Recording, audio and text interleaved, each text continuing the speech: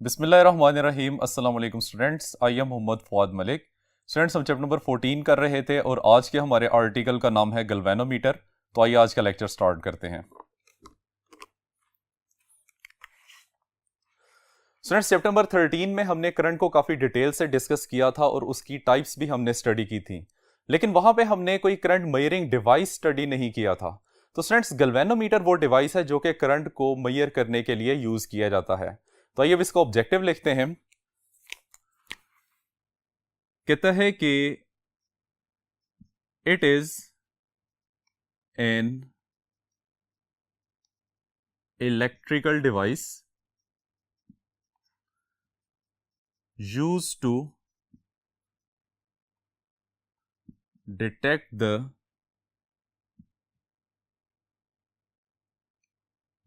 passage of current and measure small values of current। तो students, galvanometer एक ऐसा device है जो कि किसी सर्किट में मौजूद करंट का पता चलाता है, उसको डिटेक्ट करता है, और सेकेंडली बहुत स्मॉलर अमाउंट के जो करंट्स होते हैं उनको मेजर भी करता है। नॉर्मली ये माइक्रो एम्पियर या मिली एम्पियर तक के करंट को मेजर कर सकता है। अब स्टूडेंट्स, गैल्वेनोमीटर हमारे पास डिफरेंट टाइप्स के होते हैं, लेकिन ये तमाम एक ही प्रिंसिपल के ऊपर वर्क कर रहे होते हैं जिसको हमने प्रीवियस आर्टिकल में डिस्कस किया था। That was torque on a current carrying coil in the magnetic field. यानी कि जब भी किसी कॉइल को जिसमें करंट फ्लो कर रहा हो हम एक्सटर्नल मैग्नेटिक फील्ड में रखते हैं तो उसके ऊपर एक टॉर्क एक्ट करना शुरू कर देता है। तो यही हमारे पास इसका वर्किंग प्रिंसिपल बनेगा। It works on the principal that a torque acts on a current carrying coil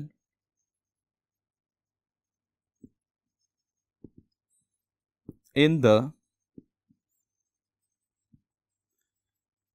magnetic field। और मैथमेटिकली हम इसको लिखते हैं tau is equal to N I A B cos of alpha, where n is representing the number of turns, I is the value of the current flowing through the coil, A is the area of the coil, and B is the external magnetic field, and alpha is the angle between the plane of the coil and the magnetic field, जिसको यहां पे हम mention कर देते हैं, where alpha is the angle between plane of coil or loop and magnetic field। आइए students, अब हम कंस्ट्रक्शन ऑफ गैल्वेनोमीटर की तरफ चलते हैं। जी स्टूडेंट्स, तो हमने अभी कहा है कि गैल्वेनोमीटर अपनी कंस्ट्रक्शन में डिफरेंट हो सकते हैं। नॉर्मली जो हम गैल्वेनोमीटर देखते हैं that is a pivoted type galvanometer, जो हमें कुछ इस तरीके से नजर आता है। और स्टूडेंट्स, ये गैल्वेनोमीटर बुक के पेज नंबर 73 की साइड इंफॉर्मेशन में उसने हमें दिखाया हुआ है। लेकिन अभी जो हमने गैल्वेनोमीटर स्टडी करना है that is suspended type galvanometer, और वो हमें कुछ इस तरीके से नजर आता है, और इसकी डायग्राम हमें पेज नंबर 72 की साइड इंफॉर्मेशन में नजर आती है। तो आइए स्टूडेंट्स, इसमें देखते हैं कि कौन कौन से कंपोनेंट्स हैं और वो किस तरीके से वर्क करते हैं। तो सबसे पहले है इसमें magnet.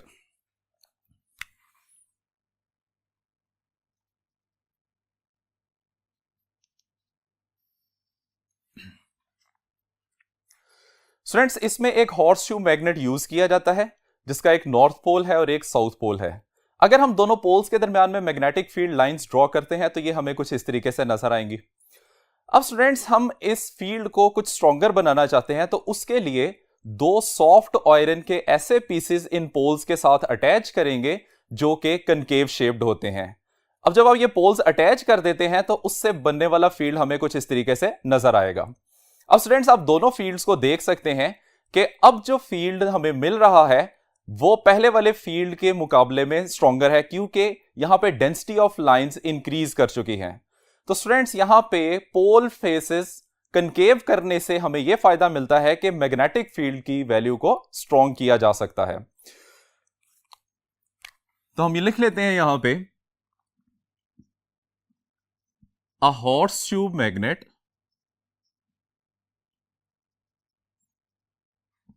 with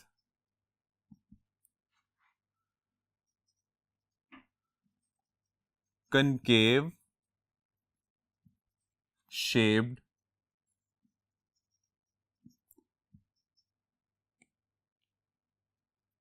soft iron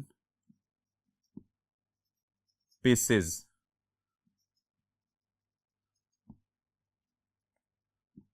which makes the field stronger।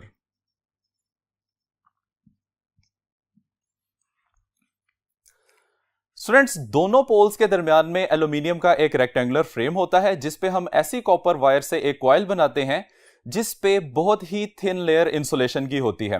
Normally आपने देखा है कि वायर के ऊपर बहुत मोटी इंसुलेशन होती है प्रोटेक्शन के लिए, लेकिन यहां पे जो हम कॉपर की वायर यूज कर रहे हैं उसके ऊपर बहुत बारीक इंसुलेशन है, बिल्कुल इस तरह से जिस तरह से आपने इस पे कोई पेंट किया हो। इस वजह से हम इसको एनेमल्ड कॉपर वायर कहते हैं। अब स्टूडेंट्स, इस एनेमल्ड कॉपर वायर का फायदा यहां पे क्या होता है? इस एनेमल्ड कॉपर वायर की वजह से कॉइल का हर एक लूप दूसरे लूप से इंसुलेटेड रहता है। तो स्टूडेंट्स इसको लिख लेते हैं यहां पे। Second one is coil,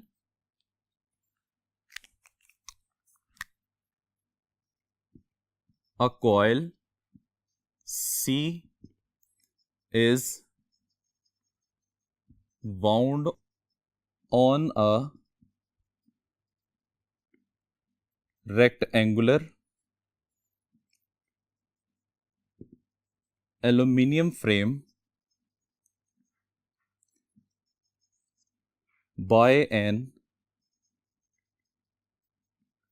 enameled copper wire। अब स्टूडेंट्स, इस कॉइल को दोनों पोल्स के दरमियान में हैंग करने के लिए हम एक फाइन मेटेलिक वायर यूज करते हैं। ये फाइन मेटेलिक वायर एक साइड से कॉइल के साथ अटैच होती है, जबकि दूसरी साइड से एक रिजिड सपोर्ट के साथ अटैच की जाती है। अब स्टूडेंट्स, ये fine metallic wire phosphor bronze material की बनी होती है, विच इज बेसिकली अलॉय, जो कि एक अलॉय होता है, और इसमें फॉस्फोर, टिन और कॉपर के मटेरियल्स ऐड किए जाते हैं। अब इन्हीं मटेरियल की वायर क्यों यूज की जाती है? तो स्टूडेंट्स, इसकी कुछ करेक्टरिस्टिक्स हैं, जिसमें सबसे पहले है कि इसकी कंडक्टिविटी बहुत हाई होती है, और नंबर 2, इसकी इलास्टिक कांस्टेंट की वैल्यू बहुत लो होती है। तो ये दो रीजंस हैं जिसकी वजह से हम फॉस्फोर ब्रोंज की वायर को यूज करते हैं for the suspension of the coil between the poles of the magnet. तो थर्ड हमारे पास कंपोनेंट इसका बनेगा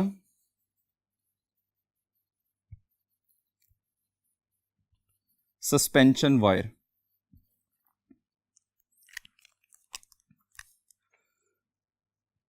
A fine metallic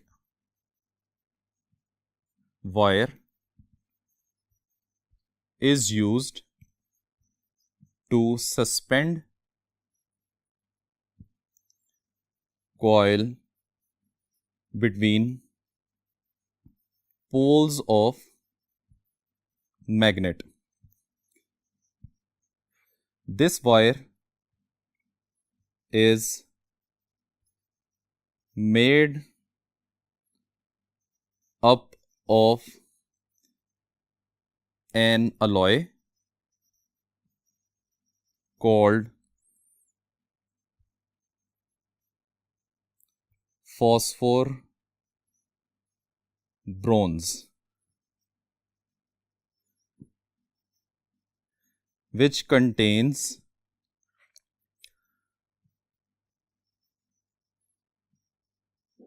phosphor, tin and copper। अब स्टूडेंट्स, इसकी करेक्टरिस्टिक्स क्या होती हैं?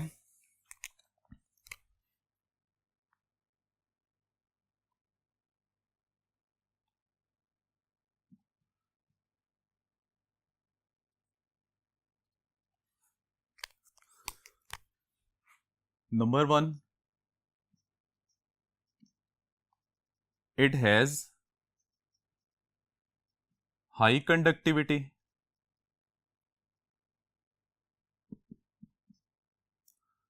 Number two, it has low elastic constant.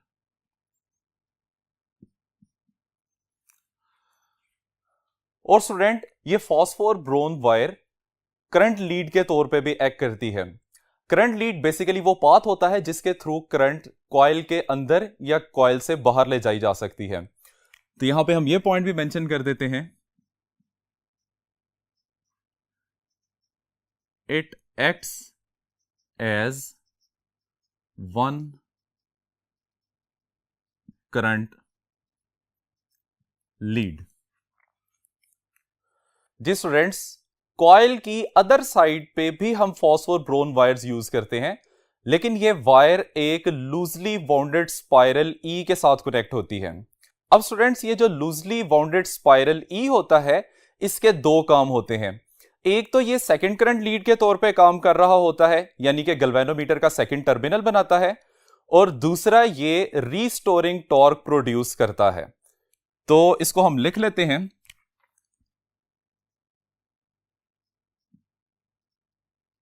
Spiral E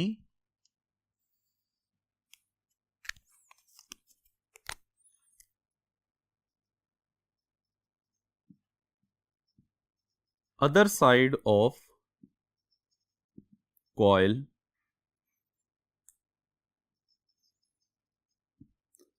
consists of loosely wound spiral E which act as second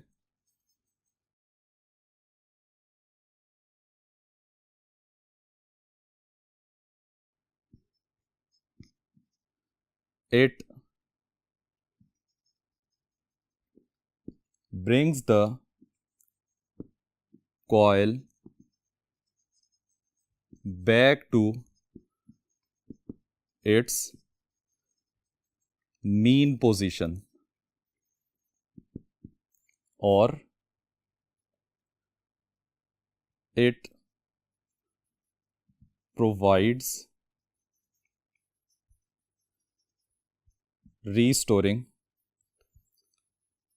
torque. जी स्टूडेंट्स, तो ये है गैल्वेनोमीटर की कंस्ट्रक्शन। अब हमने जब इसमें से करंट फ्लो करवाया, तो करंट फ्लो करवाने के नतीजे में कॉइल रोटेट करेगा। अब जैसे ही कॉइल रोटेट करना शुरू करता है, तो उसका फील्ड लाइंस के साथ एंगल इंक्रीज करता है, जिसकी वजह से कॉज ऑफ अल्फा की वैल्यू डिक्रीज करेगी।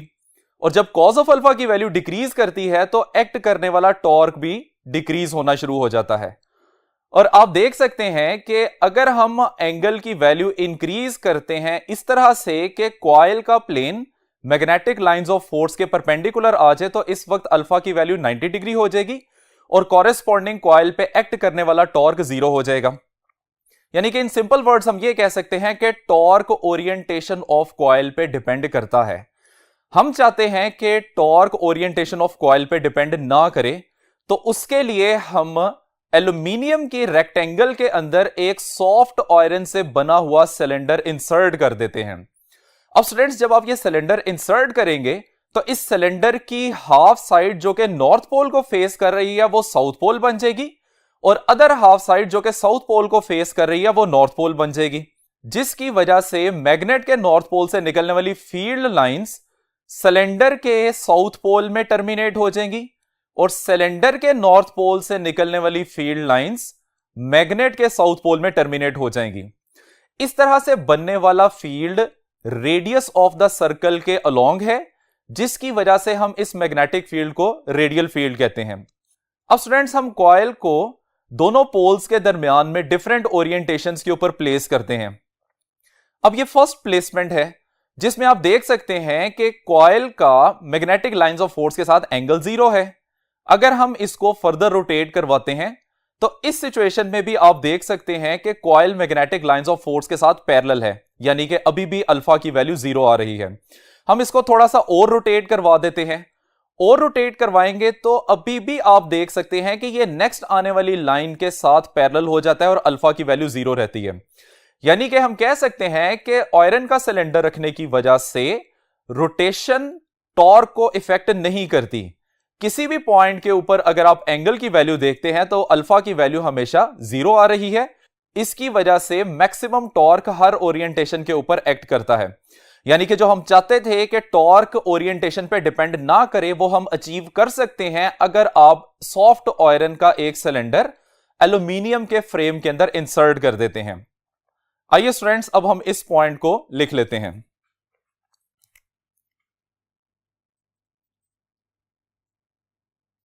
सॉफ्ट आयरन सिलेंडर डी किस लिए यूज किया जाता है? Soft iron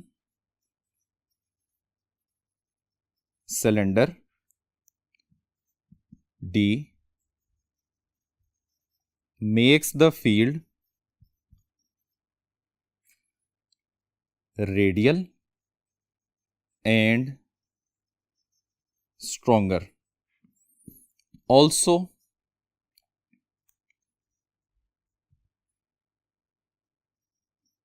it makes torque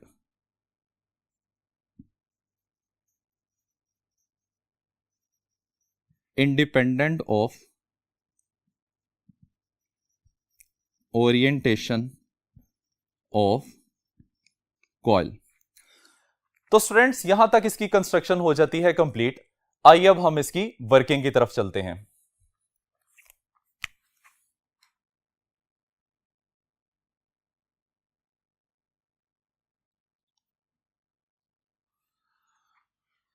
students, जैसे ही आप कॉइल में करंट फ्लो करवाते हैं तो कॉइल रोटेट करना शुरू करेगा। हम कह सकते हैं कि इस वक्त कॉइल के ऊपर एक ऐसा टॉर्क एक्ट कर रहा है जो कि कॉइल को डिफ्लेक्ट करवाता है। डिफ्लेक्शन की वजह से प्रोड्यूस होने वाले टॉर्क को हम इस तरह से लिख सकते हैं, deflecting torque that is equal to tau which is equal to NIAB cos of alpha. लेकिन स्टूडेंट्स, हम ये बात कर चुके हैं कि सॉफ्ट आयरन सिलेंडर की वजह से किसी भी ओरिएंटेशन पे अल्फा की वैल्यू 0 रहती है। तो ये कंडीशन यहां पे प्लेस करते हैं, due to the soft iron cylinder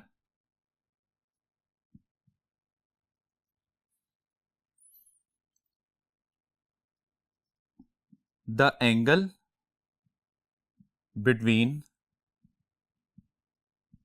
field lines and plane of coil always remains 0, implies that cos of alpha that is equal to cos of 0 which is equal to 1। और इस वजह से torque की value आ जाएगी NIAB। This is the deflecting torque, जिसको हम equation number 1 से represent कर लेते हैं। अब स्टूडेंट्स, वो कहता है कि अगर ये कॉइल मैग्नेटिक फील्ड में रोटेट करता है इलास्टिक रीजन के अंदर, तो इस सिचुएशन में जो लूजली स्पाइरल कनेक्ट किया होता है अदर एंड से, उसमें एक रीस्टोरिंग टॉर्क जनरेट होता है, and that restoring torque is given by restoring torque. इसको हम टॉप प्राइम से रिप्रेजेंट कर लेते हैं, that is directly proportional to the deflection in the coil, जिसको हम यहां थीटा से रिप्रेजेंट कर लेते हैं। इसको इक्वालिटी में कन्वर्ट करेंगे तो ये बन जाएगा tau prime that is equal to C theta this is the restoring torque. ये वो टॉर्क है जो कि कॉइल को दोबारा उसकी मीन पोजीशन पे लाने की कोशिश करता है। स्टूडेंट्स, यहां पे ये जो फैक्टर आपको सी नजर आ रहा है, this is basically constant of proportionality and is called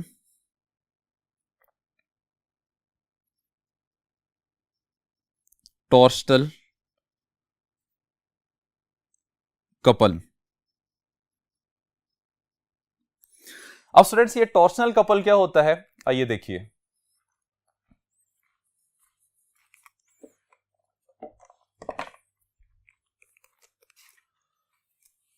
ji students, अब टॉर्शनल कपल को डिफाइन करते हैं।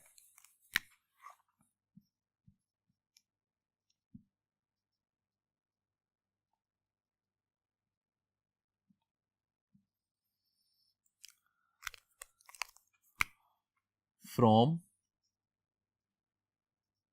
Equation two tau prime that is equal to c theta and c is equal to tau prime divided by theta, where tau is representing couple और theta twist को represent कर रहा है। यहां पे हम इसे लिख देते हैं कि this is couple divided by twist। तो फ्रॉम दिस हम C को इस तरह से डिफाइन कर सकते हैं कि C is basically the couple for unit twist. तो डेफिनेशन इसकी आ जाएगी, डेफिनेशन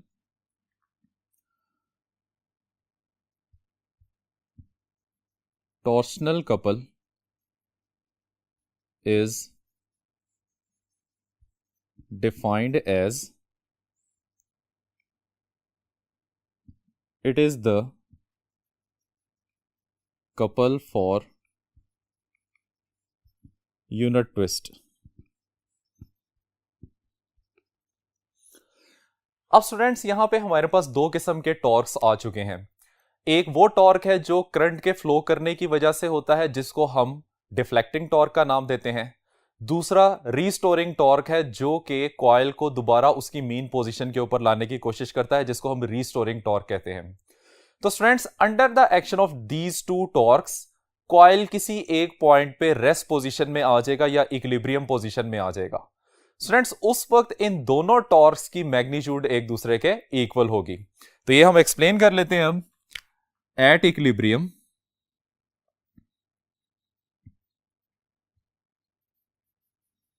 इक्विलिब्रियम पे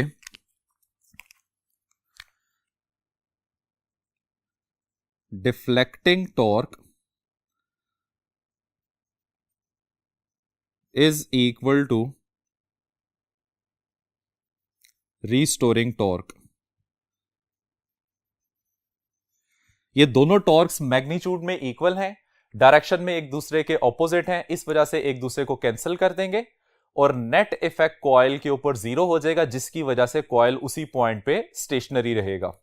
इन दोनों की वैल्यूज प्लेस कर देते हैं। डिफ्लेक्टिंग टॉर्क को हमने रिप्रेजेंट किया था टॉ से, रीस्टोरिंग टॉर्क को हमने रिप्रेजेंट किया था टॉ प्राइम से। टॉ की वैल्यू थी NIAB, जबकि टॉ प्राइम की वैल्यू थी C थीटा।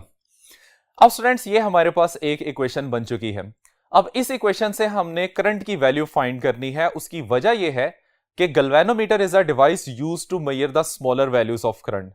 तो यहां से अगर हम करंट की वैल्यू निकालते हैं तो हमारे पास फॉर्मूला कुछ इस तरीके से बन जाएगा।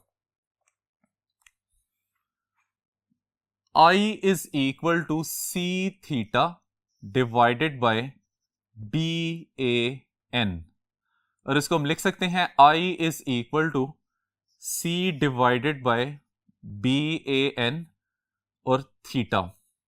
अब स्टूडेंट्स, यहां पे आप देख सकते हैं कि C divided by BAN, this is a constant factor, और इस कांस्टेंट फैक्टर को हम कैपिटल G से रिप्रेजेंट कर सकते हैं और साथ थीटा एज इट इज आ जाएगा। Now G is representing galvanometer constant.